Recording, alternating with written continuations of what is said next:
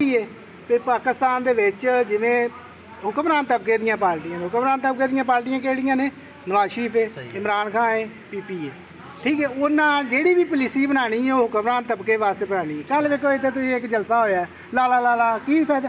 ਕੋਈ ਮਜ਼ਦੂਰ ਨੂੰ, ਕਿਸੇ ਗਰੀਬ ਬੰਦੇ ਨੂੰ ਉਸ ਜਲਸੇ ਦਾ ਕੋਈ ਫਾਇਦਾ? ਉਹ ਕਾਮਯਾਬ ਹੋ ਗਿਆ ਜਾਂ ਨਾਕਾਮ ਹੋ ਗਿਆ? ਜੋ ਕਾਮਯਾਬ ਵੀ ਹੋ ਜਾਂਦਾ ਤਾਂ ਕੀ ਫਾਇਦਾ ਹੁੰਦਾ? ਮੈਂ ਪਿਛਲੇ 1 ਸਾਲ ਤੋਂ KPK ਵਿੱਚ ਰਹਿ ਕੇ ਆਇਆ। ਅੱਛਾ। KPK ਮੈਂ ਉਹ ਇਹ ਤੋਂ ਹਾਈਟੈਕ ਬੰਦ ਹੋਈ तो मैंने जॉब KPK च मिल गई हरीपुर ना हज़ारे अपना हतार इंडस्ट्री एस्टेट के उत्ते उत्थे मैं रह गया। जो पंजाब का मजदूर हासिल कर रहा है लेबर ला दे विच जो ये नालों 100 गुना नीचे वे KPK का मजदूर। तो 11 साल हो गए ने उत्थे इनकलाबी पार्टी PTI की हुकूमत। वो आंदी मैं पूरे पाकिस्तान में हुकूमत करांगा तो मैं मजदूरों के हालात पता ये सिखाना है ऐसा तुहानूं कि इन्ना कुछ नहीं जे करना, इन्ना सिर्फ लुटना है।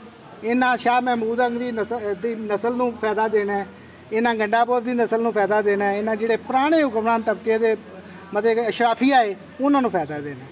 मजदूर किसान चाहती है भी मजदूर किसान पार्टी ये चाहती है भी मजदूरों की हुकूमत आए, मजदूर खुद लीड करनगे। मजदूर उदों ही लीड करनगे जो खुद अपना सियासी इलम वधाणगे, अपना सियासी इलम हासिल करनगे। वो सियासी इलम जाहिर है सानूं कोई TV चैनल तो नहीं लभना, TV चैनल तो तुहानूं कदी ये मजदूरां किसानां दी इवें दी कोई बैठक असां ही हासिल करना। एवें जिवें असीं तुहाडे कोल आए हैं बह के गल करने इवें तो कल नूं तुसीं करोगे, इवें असीं हज़ारां लखां आवाज़ जिवें बनांगे ते पाकिस्तान दे मजदूर किसान तबके दा हालात बदलणगे।